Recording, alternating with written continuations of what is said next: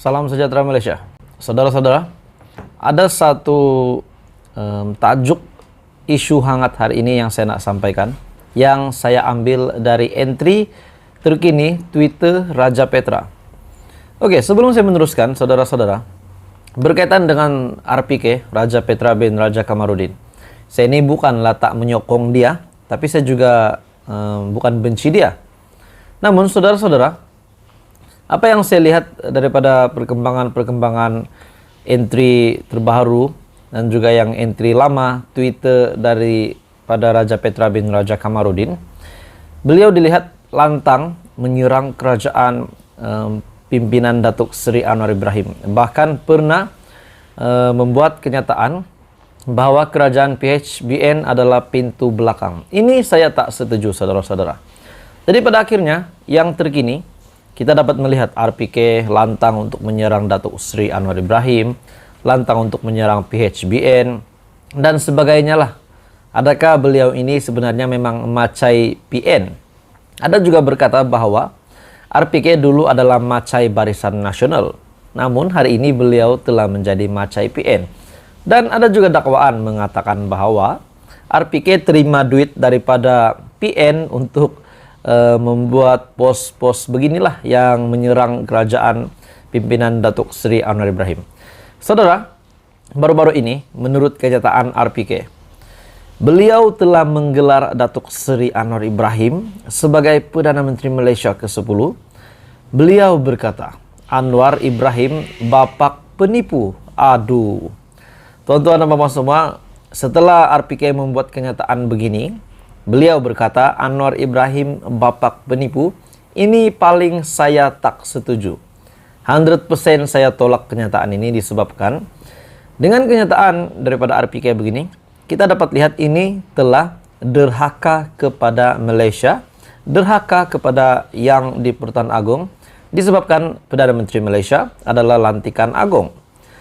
Dan pada akhirnya ramai mendakwa RPK lantang di media tapi takut nak balik ke Malaysia. Menurut entry terbaru Twitter Raja Petra bin Raja Kamarudin, Anwar Ibrahim bapak penipu yang ada di dalam akaun bank Bersatu hanya RM20 juta. Kenyataan ini standard Lokman Adam, bukan sepatutnya standard seorang Perdana Menteri. Ini masalah dengan penunggang agama. Menurut RPK sambil berkongsi satu berita artikel dari Sinar Harian, Bersatu digesa, perjelas lebih RM300 juta dalam akaun Anwar. Jadi saudara-saudara, terdapat banyak spekulasi. Ada yang kata baki duit akaun Bersatu 40 juta, ada yang kata 20 juta lebih. Namun yang kita tahu, dana politik RM300 juta daripada 10 kontraktor itu satu spekulasi yang dinyatakan oleh beberapa penganalisis politik, bahkan media juga sudah melaporkan perkara ini. Jadi saudara-saudara, mengenai kenyataan daripada RPK yang beliau kata yang ada di dalam akaun bank Bersatu hanyalah RM20 juta. Persoalan yang pertama, dari mana RPK tahu hanya tinggal RM20 juta? Disebabkan Perdana Menteri Datuk Seri Anwar Ibrahim telah membuat kenyataan bahwa RM300 juta dalam akaun tidak semestinya yang dibekukan RM300 juta. Seperti yang kita tahu, SPRM akan menjejak 260 juta. Bermakna RM40 juta di dalam akaun Bersatu. Tapi akhirnya semua itu menjadi spekulasi dan kita menantikan jumlah yang betul-betul accurate di dalam akaun Bersatu. Tapi ini membawa kepada satu keadaan ataupun satu situasi yang kita dapat lihat, terdapat salah laku ataupun terdapat pelanggaran undang-undang di dalam Parti Bersatu disebabkan SPRM membekukan akaun Bersatu. Tapi kita menantikan keputusan terkini daripada SPRM dan bagaimana update terkini, adakah benar-benar Bersatu terlibat dalam penyelewengan dana. Jadi pada akhirnya RPK masih lantang bersuara dengan kenyataan terbarunya, Anwar Ibrahim bapak penipu. Apa komen Anda? Adakah Anda setuju dengan kenyataan ini? Teruskan bersama di dalam channel ini untuk perkembangan politik yang seterusnya. Halo semua, salam sejahtera Malaysia. Saudara-saudara, berkaitan dengan isu yang memang hangat sejak beberapa ketika ini, berkaitan dengan skandal LCS. Akhirnya satu soalan diajukan kepada Timbalan Perdana Menteri. Timbalan Perdana Menteri Malaysia, yaitu yang juga pengurusi Barisan Nasional, Ahmad Zahid Hamidi. Satu soalan yang telah diajukan kepada Zahid Hamidi, bila Zahid nak saman Raja Petra, soal sayap bersatu. Oke, saudara-saudara, berkaitan dengan isu ini adalah satu isu yang sudah hangat beberapa ketika ini. Ketua Penerangan Sayap Bersekutu Bersatu, S. Subramaniam, mempersoalkan bilakah Timbalan Perdana Menteri Ahmad Zahid Hamidi akan mengemukakan saman fitnah terhadap Raja Petra Kamarudin atau lebih dikenali sebagai RPK.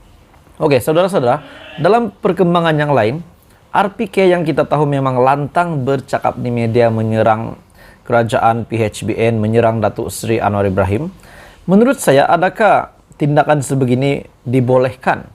Menyerang dengan memburukkan nama, bahkan sehingga RPK pernah membuat pendedahan di entry terbaru Twitternya bahwa Anwar Ibrahim itu adalah bapak penipu. Adakah tidak tindakan undang-undang yang boleh dikenakan kepada RPK? Sekiranya Anda pakar undang-undang, Anda boleh komen di bawah, kita boleh kongsi pendapat. Oke, saudara-saudara, berkaitan dengan skandal LCS. Ahmad Zahid Hamidi ditanya, bilakah beliau mahu saman RPK? Bagi saya, saudara-saudara, bukan pasal LCS saja pun, siapa nak saman RPK pun dipersilakan saman. Ini selepas penulis blog itu ataupun RPK mendakwa Zahid Hamidi menerima sogokan RM67 juta dalam proyek bermasalah kapal tempur pesisir ataupun LCS. Pada hari penamaan calon PRU yang lepas, Zahid berkata dia akan mengemukakan saman terhadap RPK.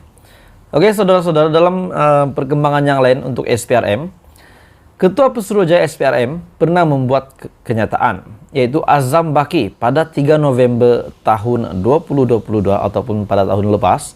Beliau berkata, Suruhanjaya akan bertemu Raja Petra sebelum memutuskan apakah perlu memanggil Ahmad Zahid untuk disoal siasat berhubung kontrak LCS itu. Azam Baki juga berkata, pihaknya perlu meneliti dokumen yang diperolehi terlebih dahulu. Katanya, pasukan SPRM ditugaskan untuk bertemu Raja Petra di lokasi di luar negara yang dipersetujui kedua-dua pihak. Menurutnya, siasatan tersebut merupakan sebahagian daripada siasatan SPRM ke atas kes LCS. Dan pada akhirnya, dakwaan demi dakwaan, penulis blog itu ataupun RPK mendakwa wang itu juga telah melalui beberapa lapisan sebelum sampai ke tangan Zahid. Sebelum membuat tuduhan, RPK perlu membuat ataupun mempunyai bukti atau dokumen untuk mengemukakan tuduhan itu. Jadi saudara-saudara, akhirnya skandal LCS ini kembali lagi timbul di media. Dan adakah SPRM akan benar-benar berjumpa dengan RPK?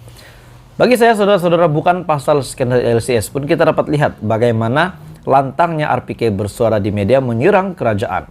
Oke, saudara-saudara, tuan-tuan dan bapak semua, terima kasih kerana menonton channel ini. Jangan lupa bantu channel ini, kembangkan channel ini dengan menekan butang like, share, dan subscribe.